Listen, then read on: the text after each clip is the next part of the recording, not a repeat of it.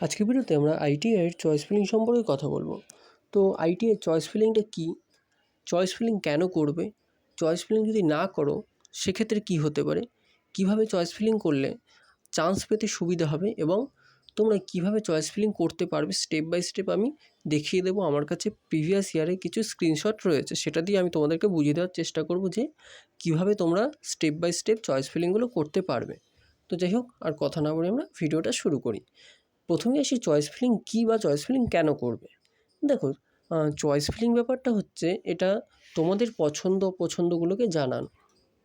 দেখো, প্রত্যেকটা ডিস্ট্রিক্টেই কিছু সংখ্যক হাতে গোনা আইটিআই কলেজ থাকে এবং সেই প্রত্যেকটা কলেজেই হাতে গোনা কিছু ট্রেড থাকে এবং সেই ট্রেডে অল্প পরিমাণ কিছু সিট থাকে। প্রত্যেকটা ট্রেডে ধরে নিতে পারো যে 50-60টা করে আর কি সিট থাকে অ্যাভারেজ। কিছু কলেজে কম থাকে, হয়তো কিছু কলেজে কিছুটা বেশি থাকে, মানে মোটামুটি বেশিরভাগ কলেজে এই 50-60টার মধ্যেই আর কি সিট সংখ্যা দেখতে পাওয়া যায়। তো সেক্ষেত্রে এবং আইটিআইতে কিন্তু প্রচুর ট্রেড রয়েছে, ট্রেডে প্রচুর ভ্যারাইটি রয়েছে, ইলেকট্রিক্যাল, মেকানিক্যাল, ইলেকট্রনিক্স, অটোমোবাইল থেকে শুরু প্রচুর আর কি রয়েছে, ট্রেডে রয়েছে। তো সেক্ষেত্রে সেই জায়গা দাঁড়িয়ে ডাব্লিউবিএসসিবিটিকে জানানো এই চয়েস ফিলিংয়ের মাধ্যমে যে আমার কি পছন্দ। ধরো আমার ইলেকট্রিক্যালটা পছন্দ, তো সেক্ষেত্রে আমরা ইলেকট্রিক্যালটা চয়েস করব। ধরো আমার মেকানিক্যালের ব্রাঞ্চ বা ধরো ফিটার পছন্দ, তো আমি সেক্ষেত্রে ফিটার পছন্দ করব। এই হচ্ছে ব্যাপার, আমার যেটা পছন্দ সেটাই আমাকে আর কি সেখানে চয়েস ফিলিংয়ের সময় চয়েস করতে হবে। এবং এর সাথে আরও একটা ব্যাপার থাকে যে আইটিআই কলেজ কিন্তু আমরা জানি যে ডিস্ট্রিক্টের মধ্যে হাতে গোনা কিছু থাকে। সরকারি কলেজের কথা আমি বলছি, বেসরকারি রয়েছে অনেকগুলোই, তো সেটা বাড়ির একটু দূরেও হতে পারে। তোমরা জানো যে আইটিআই কলেজ রেগুলার যাতায়াত করতে হয়, তো সেক্ষেত্রে তোমার কোন কলেজটা পছন্দ, কোন কলেজে গেলে তোমার সুবিধা হবে, তো সেটাও কিন্তু আর কি জানানো। এই হচ্ছে চয়েস ফিলিং কী বা চয়েস ফিলিং কেন করতে হয়।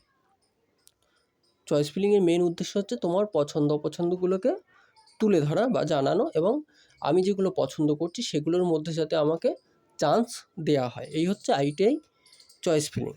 চয়েস ফিলিং না করলে কী হবে, দেখো চয়েস ফিলিং যদি না করো সেক্ষেত্রে কোনো কলেজে নাম উঠবে না, কারণ তুমি তো কোনো পছন্দ করছোই না যে আমার এটা পছন্দ রয়েছে, তুমি সেটা করছোই না, তাহলে সেক্ষেত্রে তোমাকে কোনো কলেজেই সুযোগ দেওয়া হবে না।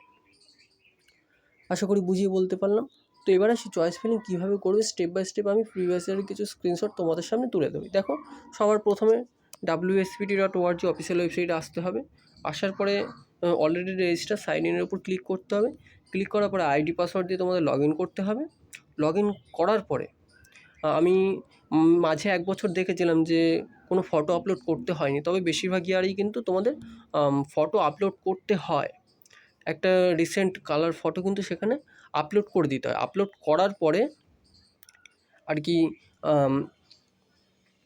একটু ভুল হয়ে গেল, তোমাদের এই যে চয়েস ফিলিংয়ের অপশানটা লগ ইন করার পরে যখন চয়েস ফিলিং শুরু হবে, চয়েস ফিলিংয়ের অপশানটা চলে আসবে। অপশান চলে আসার পর যে চয়েস ফিলিং অপশানে ক্লিক করবে, ক্লিক করার পরে তারপরে তোমাদের ছবিটা আপলোড করতে হবে। তো ছবি আপলোড করার পরে তোমাদের এইরকম একটা পেজ খুলে যাবে, যেখানে সম্পূর্ণ চার্টটা দেওয়া থাকবে কোন কোন ট্রেডগুলো অ্যাভেলেবেল রয়েছে, কোন কোন কলেজে কোন ট্রেড রয়েছে, সেটা গভর্নমেন্টের আন্ডারে পড়ছে না প্রাইভেট কলেজ, না সেটা আইএমসি কোটা আন্ডারে পড়ছে, সেই সম্পূর্ণ বিষয়টা আর কি দেওয়া থাকবে। গভর্নমেন্ট, প্রাইভেট এবং আইএমসি, আশা করি বুঝিয়ে বলতে পারলাম। এই 3টে ভাগে কিন্তু থাকবে এখানে। এবং যদি শো অলের উপর ক্লিক করে আর কি সমস্তটা শো করবে।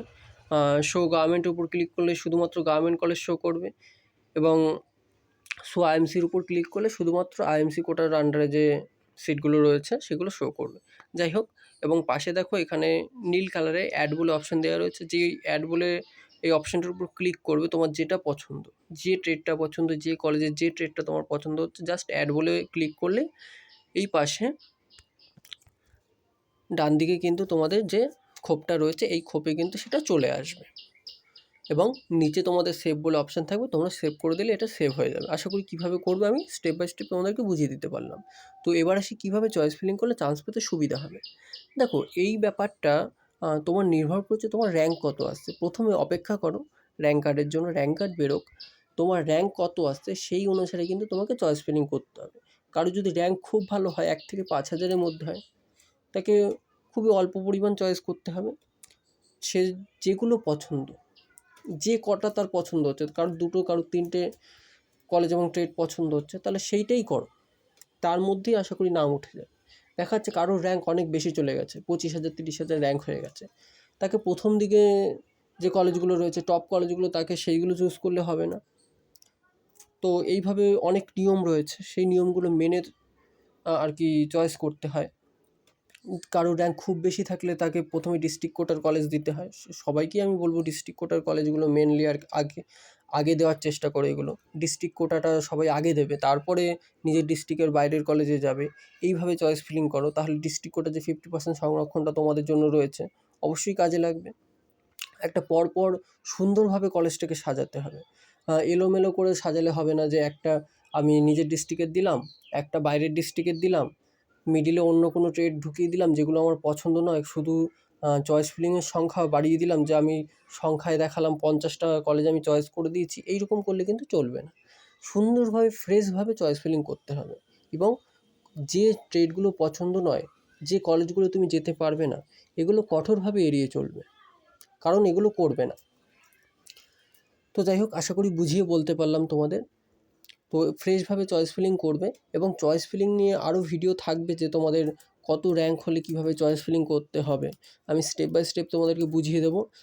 একটা ভিডিওতে এত কিছু আলোচনা করা অবশ্যই সম্ভব না। আমি র্যাঙ্ক ধরে ধরে আলোচনা করব, যে কত র্যাঙ্ক থাকলে 1,000 2,000 প্রত্যেক হাজার হাজার র্যাঙ্ক ধরে আমি আর কি 1 থেকে 50,000 পর্যন্ত আশা করছি আমি কমপ্লিট করব। সেটা র্যাঙ্ক কার্ড বেরোক, তোমাদের কমেন্টের অপেক্ষায় আমি থাকবো, যে লাস্ট কত র্যাঙ্ক পর্যন্ত আমার কাছে কমেন্ট আসে।